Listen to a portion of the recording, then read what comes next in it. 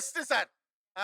ரெண்டாவதெல்லாம் இதெல்லாம் வேலைக்கே ஆகாது. அதுக்கப்புறம் மூணாவது வேலைக்கு ஆகாது, நாலாவது. அதனால தான் முதல் பெஸ்ட். இப்ப அதே சூழல்ல உங்களுடைய முதல் குழந்தையா தன் குழந்தைய ஏத்துக்கிற மாதிரி ஒரு மனிதர் வந்திருந்தாருன்னா நீங்க கல்யாணம் பண்ணிருப்பீங்களா இல்லையா?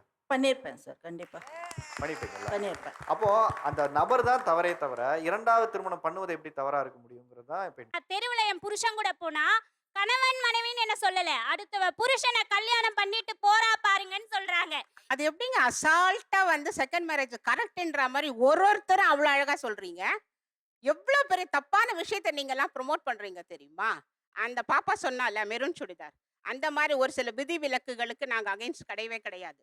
ஆனால் வெறும் மனஸ்தாபங்களும் ஒரு விட்டு குடத்திலும் இல்லாம ஒரு சின்ன சின்ன ஈகோ கிளாஷ்ல ஒரு 5 வருஷம் கழிச்சு நீங்க வந்து பிரிஞ்சு போறதை தான் நான் வேணான்னு சொல்றேன். சொல்லுங்க, ஏன் இரண்டாவது திருமணம் வேணாம்னு நினைக்கிறீங்க? முதல் அந்யோன்யம் ரெண்டாவதுலயும் வரவே வராது, எக்காலத்திலயும் வராது. மனைவி கணவனை திருத்த முடியும், கணவன் மனைவியை திருத்த முடியும். திருத்திருக்கா கல்யாணம் பண்ணிக்கிறோம்? இல்ல சார், இவங்க திருத்தல் கிடையாது, மன ஒற்றுமை அட்ஜஸ்ட்மெண்ட் நான் சொல்ல வரேன். அவங்க எங்கிருந்தோ வராங்க, இவங்க யார் பெற்ற ஒரு தாய் வயிற்றுல பிறந்தவங்களே ஒற்றுமையா கிடையாது. ஒரு தாய் வயிற்றுல பிறந்தவங்களே அட்ஜஸ்ட்மெண்ட் பண்ணல. அப்புறம் எப்படி நீங்க முதல்லயே எல்லாமே சரியா நடக்கும் நீங்க சொல்றீங்க? சார் சரியா என்ன அதான் அவங்க எப்படி அப்பா அம்மா அறிவுரை பண்ணி அட்ஜஸ்ட்மெண்ட் பண்ண வைக்கிறாங்க, அதுக்காக வேண்டி தான் சார் சொல்றேன், அட்ஜஸ்ட்மெண்ட் பண்ணி இது பண்ணோம். நீங்க ஏன் ரெண்டாவது திருமணத்தை எதிர்க்கிறீங்க? உங்களுடைய நம்பிக்கை என்ன முதல் திருமணத்துல? அதை தான் நான் கேட்கறேன். நீங்க எதை நம்புறீங்க? நீங்க உன்னை நம்புறதுனால தான் உன்னை எதிர்க்கிறீங்க, கரெக்டா? ஆமா சார். அந்த நம்பிக்கை தான் நான் என்னன்னு கேட்கறேன். ஒற்றுமை இருக்கணும் சார், அதுதான் இந்த ஒற்றுமை வராது சார் ரெண்டாவது திருமணத்துல. அதனால இந்த முதல் திருமணம், அதனால தான் நம்பிக்கை எனக்கு. என்ன வேலை பாக்குறீங்க? நான் ex CA sub inspector sir. மனைவி வேலை பார்த்தாங்களா? Housewife? Housewife sir. Housewife. ஆமா சார். அடுத்த நிகழ்ச்சிக்கு அவங்கள அனுப்பி வச்சுக்கிறீங்க இல்ல சார்? அடுத்த நிகழ்ச்சிக்கு நீங்க அவங்கள அனுப்புறீங்க. இன்னும் ஒற்றுமையா இருக்கு சார். 62 வயசு ஆச்சு எனக்கு. என் மனைவி மேல இன்னும் பாசம் குறையல, தெரியுங்களா? நீங்க பாசம் கம்மியா வச்சிருக்கேன்னு சொல்லி எனக்கு உங்க மனைவிக்கு சண்டை இழுத்து வைக்காதீங்க. கிடையாது. அவங்களும் சொல்ல மாட்டாங்க. நான் எப்ப சொன்னேன்? அவங்களும் நான் எப்ப சொன்னேன் நீங்க பாசம் கம்மியா வச்சீங்கன்னு? அதுதான் சார் முதல் பெஸ்ட் சார். ரெண்டாவதெல்லாம் இதெல்லாம் வேலைக்கே ஆகாது, அதுக்கப்புறம் மூணாவது வேலைக்கு ஆகாது, நாலாவது. அதனால தான் முதல் பெஸ்ட்.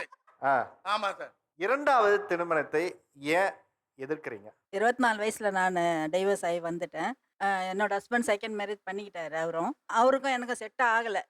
ஏன்னா நம்ம லைஃப் தான் பார்க்குறோம், ஆனால் நம்மளுக்கு பின்னாடி 2 பசங்க இருக்குது, அவங்க லைஃப்பை நம்ம பார்க்கறதே இல்லை. எங்கே போய் சேரும்? அப்பா கிட்டேயும் போக முடியாது, அம்மா கிட்டேயும் போக முடியாது. இப்போ அதில் பிள்ளைங்களை எதிர்கொள்றது சிரமமா இருக்குங்கிறீங்க? ஆமாங்க சார். நீங்க ஆக்சுவலா இரண்டாவது திருமணம் பண்ணல? விருப்பம் வந்தது, ஆனால் என் குழந்தையா எனக்கா பிறந்ததுன்ற ஒரு கேள்வி அங்கே வந்தப்போ வேண்டாம். யார் கேட்டாத? எனக்கு செகண்ட் மேரேஜ் பண்ணிக்க வந்தவங்கள அவர் என்ன ஒரு சூழ்நிலையில நான் குழந்தைக்கு உடம்பு சரியில்லை அப்படின்னு நான் கேட்டப்போ அவர் எனக்கா பிறந்தது என்கிட்ட கேட்குறேன்றப்போ ஒரு கேள்வி வந்தப்போ சரி தேவையில்லை இனிமே எதுன்னு சொல்லிட்டு அதுலேருந்து நான் வெளியே வந்துட்டேன். இன்னைக்கு நான் சுயமா நின்று சம்பாரிச்சு அவங்கள நான் நல்லபடியா படிக்க வச்சு ஆளாக்கி இன்னைக்கு நான் ஜெயிச்சுட்டு நீங்க நிக்கிறேன் சார். இப்போ அதே சூழல்ல உங்களுடைய முதல் குழந்தையா தன் குழந்தைய ஏத்துக்கிற மாதிரி ஒரு மனிதர் வந்திருந்தாருன்னா நீங்க கல்யாணம் பண்ணிருப்பீங்களா இல்லையா? பண்ணியிருப்பேன் சார், கண்டிப்பா பண்ணிருப்பீங்களா? பண்ணியிருப்பேன். அப்போ அந்த நபர் தான் தவறே தவிர இரண்டாவது திருமணம் பண்ணுவது எப்படி தவறா இருக்க முடியுங்கிறது தான் இப்ப. அது ஒத்து வந்தா பண்ணிருக்கலாம் சார். ஒத்தே வராத ஒரு சூழ்நிலைன்னு வரப்ப அடுத்து அவரோட தான் நமக்கு ஒத்து வரல. நம்மளுக்கு தேவையில்லைன்னு அவரோட தான் ஒத்து வரல. அப்படி மனசு இருக்கிற எத்தனையோ லட்சம் பேர் இருக்காங்க இல்லையா? அவங்கள ஏன் அடுத்த முயற்சி நீங்க எடுக்கலன்னு கேக்குறேன். இனிமே நம்ம பசங்க லைஃப் பேர பசங்க அப்படின்னு தான் நம்ம போகணும். இன்னைக்கு நிம்மதியா இருக்கேன். அது மனுஷங்கள் மேல வைக்கிற நம்பிக்கை போயிடுச்சு. அது பதில் நாய் பூனை அதுங்கிட்ட இருக்கலாம், அதுங்க அன்பா இருக்குங்க என்னை பொறுத்த வரைக்கும். சொல்லுங்கம்மா, இரண்டாவது திருமணத்தை ஏன் எதிர்க்கிறீங்க? சார், இப்ப இரண்டாவது திருமணம் இவங்க எதுக்காக பண்ணிக்கிறாங்க? கணவன் மனைவியா வாழ்றதுக்காக தான். ஆனா இந்த சமூகமும் சொந்த பந்தமும் அடுத்தவ புருஷன் அடுத்தவ பொண்டாட்டின்னு தான் சார் சொல்லும். நான் அனுபவிச்சிருக்கேன் 11 வருஷமா. நான் தெருவுல என் புருஷன் கூட போனா கணவன் மனைவின்னு என்ன சொல்லல, அடுத்தவ புருஷனை கல்யாணம் பண்ணிட்டு போறா பாருங்கன்னு சொல்றாங்க. இந்த அசிங்க வார்த்தை வேணுமா? அந்த அக்கா சொன்னாங்க, என்னுடைய கணவன் பல ட்ரிங்க்ஸ் சாப்பிட்றாங்க, பல போதை மருந்துகள் சாப்பிட்றாங்க, எனக்கு அந்த வாழ்க்கை எனக்கு பிடிக்கல, அதனால நான் அதுல இருந்து வெளியே வந்துட்டேன்றாங்க. திருத்த முயற்சி பண்ணிருக்கணும். ஒரு பட்சத்துல அவங்க வீட்டுக்காரு ஏதோ தகாத உறவுல ஈடுபட்டு திரும்ப போதை மருந்துக்கு, அதாவது 2வது ஹஸ்பண்ட், ஓகேங்களா? அந்த மாதிரி அவருக்கு ஒரே கெட்ட பழக்கம் வருது. அப்ப இவங்க என்ன பண்ணுவாங்க? இந்த லைஃபை தூக்கி போட்டு 3வது லைஃப்க்கு போவாங்களா? அந்த ஹஸ்பண்ட் என் பொண்ணுகிட்ட வந்த பிறகு அவனை திருத்தி நான் வைக்கிறதுக்கு நான் யாரு? சிஸ்டர், உங்களால முடியாதப்ப நீங்க தூக்கி போட்டு தனித்து நின்னு வாழ்ந்து காட்டுங்கன்றேனா. தனியா இருக்கும்போது எத்தனை பேர் என்ன டார்ச்சர் பண்ணாங்கன்னு எனக்கு தெரியும். ஓடி ஏறி வர்றது, நான் தனியா இருக்கும்போது என்னென்ன பண்ணாங்கன்னு எனக்கு தெரியுங்க. எனக்கு அம்மா அப்பா யாரும் இல்ல, தொழிலும் இல்ல அப்போ. ஆனா நான் பியூட்டிஷியன் படிச்சு வீட்டு வேலை பார்த்து என் பிள்ளைங்களை காப்பாத்தினேன். ஆனா எனக்காக சப்போர்ட் நிற்கும் போது அவங்களை நான் ஏன் ஏத்துக்க கூடாது? லக்கிலி உங்களுக்கு வந்து ஒரு நல்ல ஹஸ்பண்ட் வந்துட்டாருன்னு சொல்றீங்க. எந்த ஒரு விஷயம் இல்ல. எல்லாருக்கும் அப்படி அமையணும் உங்களால அஷூரன்ஸ் கொடுக்க முடியுமா? இல்லங்க, அமைகிறவங்கள தான் சூஸ் பண்ணுவாங்க ரெண்டாவது, சரிங்களா? இல்ல இப்ப நீங்க இந்த கேள்வியை முன் வச்சீங்கன்னா மறுபடியும் இன்னொரு கேள்வி உங்களை நோக்கி என்ன முன் வைக்கிறதுனா, எல்லா முதல் திருமணங்களும் சந்தோஷமான வாழ்க்கையிலே நிறைவடைஞ்சிருதாங்கிற கேள்வி மறுபடியும் அங்க வந்துருதுன்னு. ஃபர்ஸ்ட் மேரேஜ் செஞ்சீங்கன்னா உங்களுக்கு எந்த பிரச்சனைனாலும், நீங்க லவ் மேரேஜ் பண்ணியிருந்தாலும் சரி, அரேஞ்ச் மேரேஜ் பண்ணியிருந்தாலும் சரி, அவங்க ரெஸ்பான்சிபிள் எடுத்துப்பாங்க அதுக்கு. செகண்ட் நீங்க தேடும் போது நீங்க ஃபுல் அண்ட் ஃபுல் நீங்களே அதுக்கு வந்து கஷ்டப்படுவீங்க. அந்த ஒரு விஷயத்துக்கு தான் நான் செகண்ட் மேரேஜ் வேண்டான்னு சொல்றேன். நீங்க சொல்றது கரெக்ட்.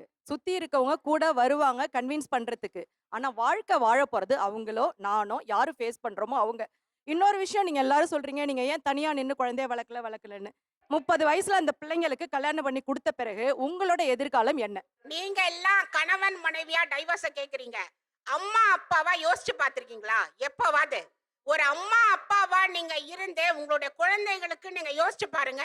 நீங்க 2வது திருமணம் செய்யறதுக்கு கஷ்டப்படுவீங்க. நான் நல்ல அப்பா அம்மாவா இருக்கேன். என் சிஸ்டர், பிள்ளைங்களை படிக்க வைக்கிறேன். அவங்கள 30 வயசுல கல்யாணம் பண்ணி கொடுக்குறேன். நாளைக்கு அவங்க பிள்ளை பிறந்து அதையும் வளர்த்து அதையும் படிக்க வைக்கிறதுக்காக நான் என்னோட வாழ்க்கை ஒரே ஒரு அவங்க லைஃப் அவங்க பாத்துக்கும் போது என்னோட ரோல் அங்க என்ன? You are responsible for your children.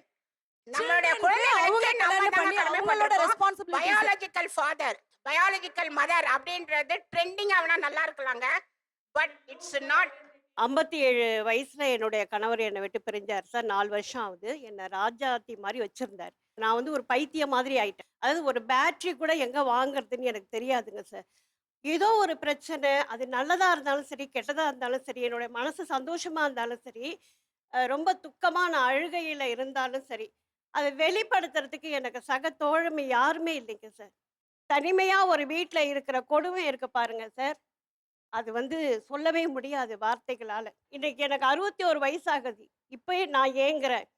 21 வயசு பொண்ணு என்ன சார் பண்ணோம்? ஒரு ஆண் துணை இல்லாம ஒரு பெண் வாழவே முடியாதுங்க அப்படிங்கிற ஒரு விஷயத்த சொன்னாங்க. ஓகேங்களா? அதுக்கு உங்களுடைய பதில் என்ன? நான் ஒரு கடன் பிரச்சனையில தவிக்கும் போது எங்க வீட்டுக்காரர் அப்படியே இறங்கி போயிட்டாரு. இன்னைக்கு என்னை விட்டுட்டு போய் 7 வருஷம் ஆகுது சார். ஒரு ஹோட்டலுக்கு வேலைக்கு போனேன். இன்னைக்கு ஒரு மாஸ்டரா சமைச்சிட்டு இருக்கேன். இன்னைக்கு ஒரு நாளைக்கு எனக்கு 1200 ரூபாய் சம்பளம். நான் எந்த ஆணையும் நான் நம்பல. யார் மேலேயும் எனக்கு நம்பிக்கை இல்லை. வாழலான்னு ஒரு ஆசை கனவுகளோட தான் நான் கல்யாணம் பண்ணி வந்தேன். எங்க வீட்டுக்காரர் என்னை விட்டுட்டு போயிட்டாரு. அவர் போயிட்டாரேங்கிறதுக்காக நானும் ஒரு கல்யாணம் பண்ணிக்க நான் விரும்பல. அவங்க சொல்றாங்க எனக்கு என் லைஃப் தான் முக்கியம், நான் செகண்ட் மேரேஜ் தான் பண்ணிப்பேன் அப்படின்னு சொல்றாங்க. முதல் மேரேஜ் நடக்கும் போது நிச்சயதார்த்த பத்திரிகையில அவங்கள அக்ரிமெண்ட் சைன் பண்ண சொல்லுங்க. எனக்கு ஃபர்ஸ்ட் லைஃப் சரி இல்லைன்னா நான் செகண்ட் மேரேஜ் பண்ணிப்பேன்னு ஃபர்ஸ்ட் லைஃப்ல எழுத சொல்லுங்க. எழுதுவாங்களான்னு முதல்ல கேளுங்க. யாருமே வந்துட்டு செகண்ட் மேரேஜை நோக்கி ஃபர்ஸ்ட் மேரேஜை யாரும் நோக்கி போகவே மாட்டாங்க. தயவு செய்து அந்த கான்செப்ட் உங்க மைண்ட்ல இருந்து எடுத்துக்கோங்க. இந்த அக்ரிமெண்ட் சைன் பண்ணுங்கன்னு சொல்றதெல்லாம் ரொம்ப முட்டாள்தனமா இருக்குது. அண்ட் இன்னொரு விஷயம், பெண்கள் வந்து தனித்து வாழ முடியும் தான், நான் அதை டினை பண்ணவே இல்லை. எவ்வளவு காலத்துக்கு